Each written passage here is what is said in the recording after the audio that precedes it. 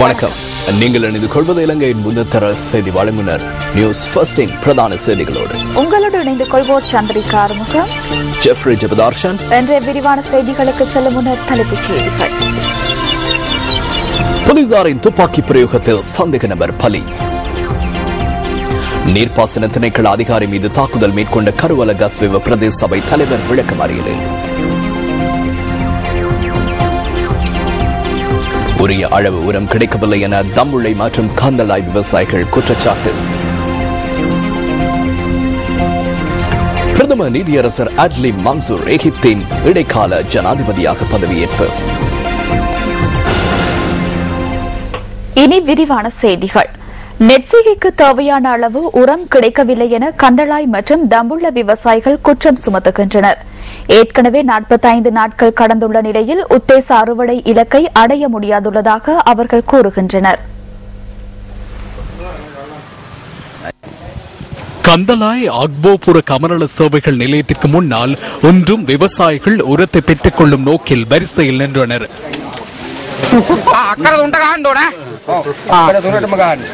ஏன் தொப்பியிலும் சாரத்திலும் பெற்றுக் கொள்கின்றார்கள்.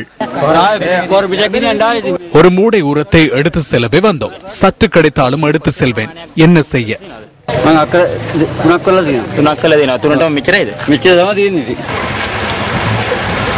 இதேவேளை இன்று காலை 7 மணியளவில் தம்புள்ளை உரக்களஞ்சியம் அருகில் உரத்தை பெற்றுக் கொள்வதற்காக விவசாயிகள் கூடியிருந்தனர். காலை 9 மணி அளவில் பெருந்திரளான விவசாயிகள் வரிசையில் நின்றதுடன் கிடைத்திருந்த உரம் தலா 2 மூடைகள் வீதம் விவசாயிகளிடம் பகிர்ந்தளிக்கப்பட்டது. இதேவேளை நாட்டில் உரத்திற்கு எந்தவித தட்டுப்பாடும் இல்லை என இன்று காலை ஒளிபரப்பான பிரஸ் ரிலீஸ் நிகழ்ச்சியில் கலந்து கொண்டு விவசாய அமைச்சின் செயலாளர் தெரிவித்தார்.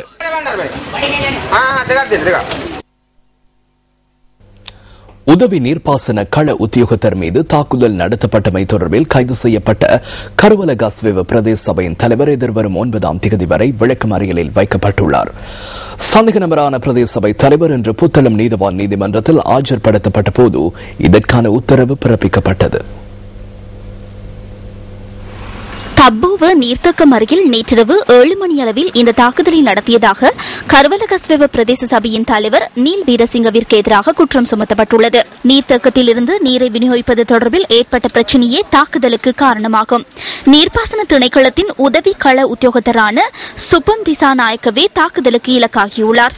சந்தேக நபரான பிரதேச சபை தலைவர் இன்று பிற்பகல் நீதிமன்றத்தில் ஆஜர்படுத்தப்பட்ட போது சந்தேக நபர் ஏற்கனவே தவறிழைத்திருந்தமை தொடர்பிலான பதிவுகள் உள்ளனவா என மேலதிக மாவட்ட நீதிபதி பாரத விஜயரத்ன போலீசாரிடம் வினவியதாக எமது செய்தியாளர் கூறினார்.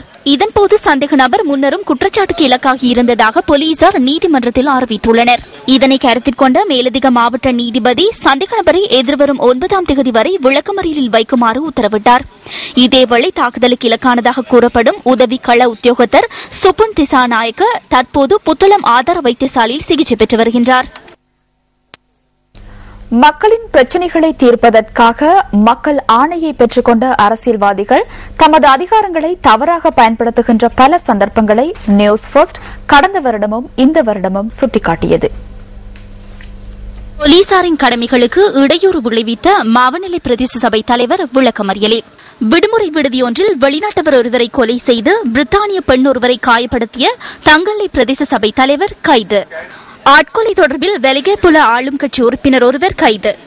ககவத்தியில் தாயும் மகளும் கொலை செய்யப்பட்ட சம்பவத்தில் பிரதேச அரசியல்வாதி ஒருவர் மீது குற்றச்சாட்டு. 13 வயது சிறுமியை துஷ்பிரயோகத்திற்குட்படுத்தியமை தொடர்பில் தங்கலை ஐக்கிய மக்கள் சுதந்திர கூட்டமைப்பின் நகரசபை உறுப்பினர் ஒருவர் கைது. சிறுமி ஒருவரை துஷ்பிரயோகத்திற்குட்படுத்தியமை தொடர்பில் அக்குரச பிரதேச சபை தலைவர் கைது. பிரதேச சபையின் முகாமியாளர் மீது தாக்குதல் நடத்திய குற்றச்சாட்டில் கருவல கஸ்வேவ பிரதேச சபை தலைவர் கைது. லஞ்சம் பெற்றுக் கொண்ட குற்றச்சாட்டில் களுத்துறை பிரதேச சபை தலைவர் கைது. ஒருவர் மீது தாக்குதல் மேற்கொண்ட சம்பவத்தில் மாவட்டகம பிரதேச சபை தலைவர் கைது. 2 வீடுகளை தாக்கி சேதமேற்படுத்திய குற்றச்சாட்டில் குளியாப்பிட்டிய பிரதேச சபை தலைவர் விளக்கமறியலில். பிக்கு கொலை மொரட்டுவை பிரதி மேயர் கைது. 2 போலீஸ் அதிகாரிகள் மீது தாக்குதல். எமிலிப்பட்டிய பிரதேச சபை தலைவர் விளக்கமறியலில். பாடசாலை ஆசிரியையை துன்புறுத்தியமை தொடர்பில் வடமேல் மாகாண சபையின் ஐக்கிய மக்கள் சுதந்திர கூட்டமைப்பு உறுப்பினர் கைது. மீத்தொற்றமுள்ள பகுதியில் வலுக்கட்டாயமாக குப்பைகளை போடுவதற்கு எதிராக கொழும்பு நீதவான் நீதிமன்றத்தில் தாக்கல் செய்யப்பட்ட மனு இன்று மீண்டும் விசாரணைக்கு எடுத்துக் கொள்ளப்பட்டது. கொலனாவ குப்பை மேட்டிற்கு எதிரான மக்கள் அமைப்பு இந்த மனுவை தாக்கல் செய்திருந்தது. கொழும்பு நீதவான் இதன்போது பிரதேசவாசிகளிடம் சாட்சியங்களை பதிவு செய்ததுடன் அதற்கான தீர்ப்பு எதிர்வரும் 9ஆம் தேதி வரை ஒத்திவைக்கப்பட்டுள்ளது. மனுவின் பிரதிவாதிகளாக கொழும்பு மாநகர சபை, கொலன்னாவ நகர சபை மற்றும் நகர அபிவிருத்தி அதிகார சபை ஆகியன பெயரிடப்பட்டுள்ளன. கொலன்னாவை மீத்தட்டமுள்ள பகுதியில் குப்பைகளை கொட்டுவது தொடர்பில் கடந்த காலங்களில் அதிக கவனம் செலுத்தப்பட்டது. இதனால் சூழலுக்கும் மக்களின் சுகாதாரத்துக்கும் பல்வேறு பிரச்சனைகள் ஏற்படுவதாக பிரதேச மக்கள் சுட்டிக்காட்டியமை இதற்கு காரணமாகும். தற்போது அந்த பகுதியின் நிலைமை தொடர்பில் ஆராய்வதற்கு நியூஸ் ஃபர்ஸ்ட் குழாத்தினர் குறித்த பகுதிக்கு சென்றிருந்தனர். ஆர்ப்பாட்டம் செய்தோம், எந்த ஒரு பயனும் இல்லை. தற்போதும் குப்பைகளை போடுகின்றனர், அதற்கு மேல் மண்ணை போடுவதில்லை. வீடுகளை உடைத்தார்கள், வடிகான்களை சுத்தப்படுத்த வருவதில்லை. இந்த நாற்றத்தினை தாங்க முடிவதில்லை. அதனால் இதனை கொஞ்சம் சுத்தப்படுத்துங்கள்.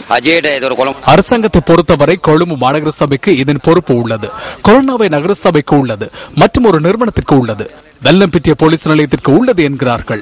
ஆனாலும் எந்த ஒரு நடவடிக்கையும் எடுக்கப்படுவதாக நமக்கு தெரியவில்லை. நாளாந்தம் டெங்கு தொற்று அதிகரிக்கிறது. எமது வீட்டில் சிறியதொரு பிரச்சனை என்றால் வருவார்கள். இந்த குப்பை மேடு தொடர்பில் அதிகாரிகளுக்கு சிறிதளவும் அக்கறை இல்லை. பிரதேசவாசிகள் தெரிவிக்கும் வகையில் குறித்த பகுதியில் டெங்கு தொற்று அதிகரித்துள்ளதுடன் இதுவரை 12 பேர் டெங்கு காய்ச்சலால் உயிரிழந்துள்ளனர். எனது அண்ணி கடந்த மாதம் 11ஆம் தேதி உயிரிழந்தார். மரண வீட்டிற்கு வந்து சென்றதன் பின்னர் எனது 2 பிள்ளைகளுக்கும் டெங்கு காய்ச்சல் ஏற்பட்டது. குப்பை லாரிகளில் குப்பைகளை ஏற்றி செல்லும் போது அவை வீதியில் விழுகின்றன. அதனால் விஷக்கிருமிகள் ஏற்பட்டு அதிக உயிர் சேதம் ஏற்படுவதற்கு முன்னர் இதற்கு ஒரு வழி செய்யுமாறு நாம் கேட்டுக்கொள்கின்றோம். எங்கு முன்னர் டெங்கு இருக்கவில்லை. குப்பைகள் போடப்பட்டதன் பின்னரே டெங்கு நுளம்புகள் பெருகின. டெங்கு வருடத்தின் கடந்த 6 மாதங்களில் நாட்டில் டெங்கு தொற்றுக்கு இலக்கானதாக சந்தேகிக்கப்படும் 10,137 பேர் பதிவானதாக தொற்று நோய் ஒழிப்பு பிரிவு தெரிவிக்கின்றது. டெங்கு பரவும் அபாயம் அதிகரித்து காணப்படுவதால் அது தொடர்பில் மக்கள் மத்தியில் அவதானத்தினை ஏற்படுத்துவதற்காக நியூஸ் ஃபர்ஸ்ட் கொண்டுவரும் தகவல் இது.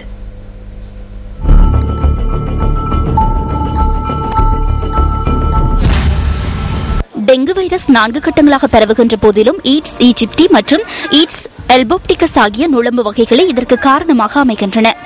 இலங்கை உள்ளிட்ட தென்கிழக்காசிய நாடுகளில் டெங்கு தொற்று பரவும் அபாயம் காணப்படுகின்றது. பருவப்பெயர்ச்சி மழையின் பின்னரான ஜூன், ஜூலை மற்றும் நவம்பர், டிசம்பர் மாதங்களில் டெங்கு நோயாளர்கள் அதிக அளவில் பதிவாவதாக சுகாதார அமைச்சு தெரிவிக்கின்றது. டெங்கு தொடர்பான மற்றும் ஒரு தகவல் நாளை.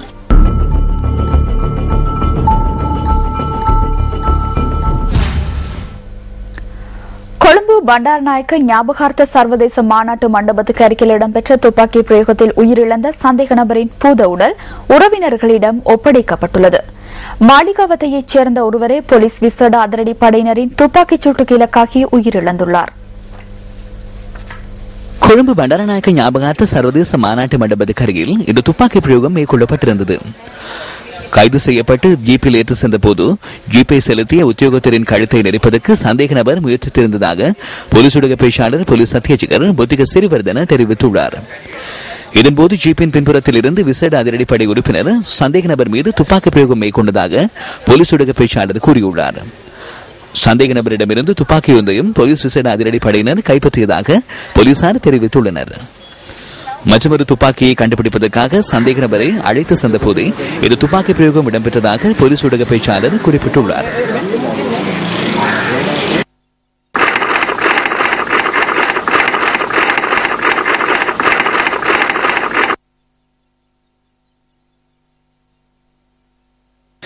இதேவேளை இந்த சம்பவம் தொடர்பிலான நீதிவான் விசாரணை இன்று பகல் நடைபெற்றது.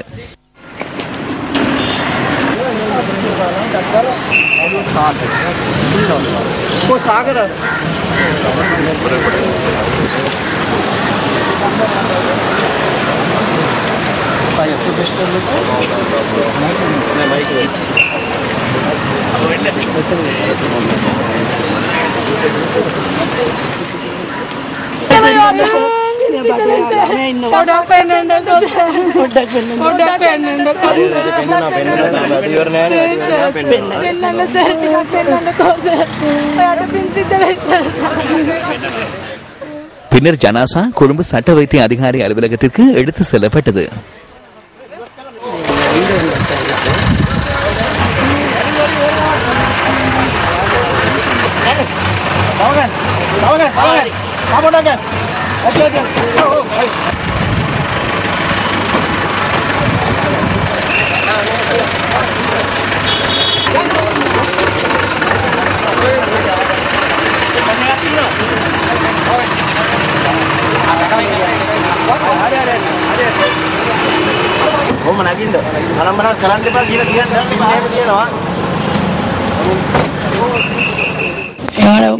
உள்ள வீட்டுக்கே வரல, வெளியால தான் இருந்தார். இப்போ நேற்று எங்களுக்கும் தெரியாது, வீட்டுக்கு வந்திக்கிறாரு 2:30 மணிக்கு வந்தோட எங்களுக்கு சத்தத்துக்கு தான் நாங்கள் எலும்பின வீட்டுக்கிட்டே சத்தம் மனுச்சு ஓண்டு எலும்பி பார்த்தா எஸ்டிபியால் இறங்கியிருந்தாங்க. வந்து எங்களெல்லாம் உள்ளுக்கு போக சொல்லி விரட்டினாங்க. எங்களுக்கு தெரியும் எங்களோட மருமகளோட வீட்டிலேருந்து தான் பிடிச்சிக்கிறாரு. அவன் வீட்டிலேருந்து பாஞ்சிக்கிறார் ஜன்னலால், அதோடய பிடிச்சிக்கிறாங்க. எங்கள் 2வது மகனுக்கு இப்படி தான் செஞ்சாங்க. அந்த ஆறுன்னு தெரியும், அவன் அடிச்சுட்டு போனான். இந்த மகனுக்கும் அப்படி தான். எனக்கு உள்ள 2 ஆம்பளை பிள்ளை தான், 2ஐயும் நான் பறி கொடுத்துட்டேன். அவர் தவறிழைத்துள்ளார் என எவராலும் கூற முடியாது. அந்த பகுதியில் இருக்கின்ற அனைவரும் அவரை விரும்புகின்றனர். எந்த பிரச்சனை ஏற்பட்டாலும் அவரது பெயரை தொடர்புபடுத்தப்படுகின்றது. யார் என்ன செய்தாலும் மாமா அஸ்வின் என அவரது பெயரை கூறப்படுகின்றது. இது குற்றச் செயலாகும். இவரது தம்பியையும் இவ்வாறு சுட்டனர். துப்பாக்கி பிரயோகம் செய்தது யார் என்பது கூட தெரியாது. அந்த குடும்பத்தின் 2 ஆண் பிள்ளைகளும் தற்போது இல்லை. இதனைத் தொடர்ந்து ஜனாசா உறவினர்களிடம் கையளிக்கப்பட்டது.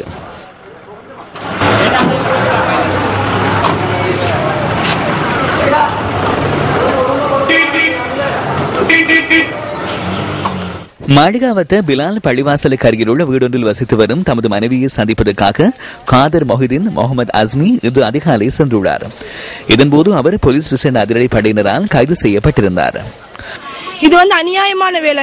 இது எந்த நாள் நடக்கிறது? ராவைக்கு 2 மணிக்கு வராங்க, பொம்பளை எழுப்பாட்டுறாங்க, ஆம்பளைய கொண்டு போறாங்க. இது என்ன தேவையான வேலையா? இது தேவையில்லை. இது ஐத்தா விடிய கால ஜாமத்துல பிடிச்சிக்குதான்.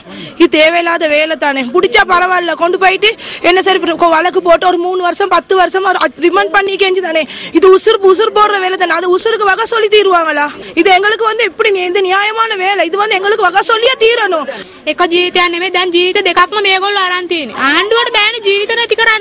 ஒரு உயிரல்ல 2 உயிர்களை இவர்கள் பறித்துள்ளனர். உயிரை பறிப்பதற்கு அவர்களுக்கு உரிமை இல்லை. அவரை கைது செய்தால் அவருக்கு தண்டனை வழங்கியிருக்க வேண்டும். பிழை செய்தால் தண்டனை வழங்குங்கள், தண்டனை வழங்க வேண்டாம் என்று நாம் கூறவில்லை. அவரது உயிரை பறிக்க எவருக்கும் உரிமை இல்லை. கழுத்து நெரிக்கப்பட்டதால் காயமடைந்த போலீஸ் விசேட அதிரடிப்படை உறுப்பினர் கொழும்பு தேசிய வைத்தியசாலையில் அனுமதிக்கப்பட்டுள்ளார். போலீசாரினால் கைது செய்யப்பட்ட சந்தேக நபர்கள் உயிரிழந்த சம்பவங்கள் அண்மை காலத்தில் பதிவாக இருந்தன. 2009 ஆண்டு ஆகஸ்ட் 13ஆம் தேதி அங்குலான போலீசாரினால் கைது செய்யப்பட்டிருந்த 2 இளைஞர்களின் சடலங்கள் லுனாவ மற்றும் ரத்மலான பிரதேசங்களில் கண்டுபிடிக்கப்பட்டன. தும்பே போலீசாரினால் கைது செய்யப்பட்ட சந்தேக நபர் ஒருவர் 2011ஆம் ஆண்டு ஆகஸ்ட் மாதம் உயிரிழந்தார்.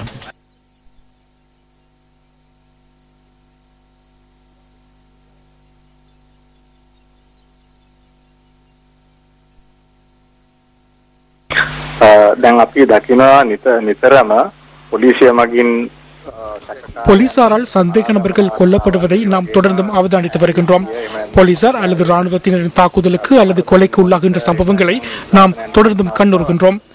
எந்த அடிப்படையில் இந்த நபர் உயிரிழந்தார் என்பது எமக்கு சரியாக தெரியாவிட்டாலும் கைது செய்யப்பட்ட பின்னர் கொலை செய்யப்பட்டுள்ளதாக சில தகவல்கள் வெளிவந்துள்ளன. சட்ட ரீதியில் செயற்படுகின்ற நாடு என்றால் எந்த ஒரு குற்றவாளிக்கும் நீதிமன்றத்தினூடாக தண்டனை வழங்க வேண்டும். நீதிமன்றத்தினூடாக வழங்கப்படுகின்ற தண்டனையை போலீசார் மூலமாக வழங்குவதாயின் சட்டத்தின் நிர்வாகம் கணக்கில் எடுக்கப்படாத நாடாக எமது நாட்டை நோக்க நேரிடும். அப்படி என்றால் நமக்கு நீதிமன்றங்கள் தேவையில்லை, குற்றவியல் சட்டம் மூலம் தேவையில்லை.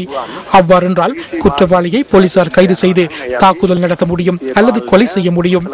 ஒருவர் குற்றவாளியா இல்லையா என்பதை போலீசாரோ வேறு எவருமோ தீர்மானிக்க முடியாது. அதனை நீதிமன்றமே தீர்மானிக்க வேண்டும். අපරාධකාරයෙක් අල්ලගෙන පොලිසියට පුළුවන් වෙනවා පහර දීලා මරලා දාන්න හරි දඬුවමක් ලබා දෙන්න.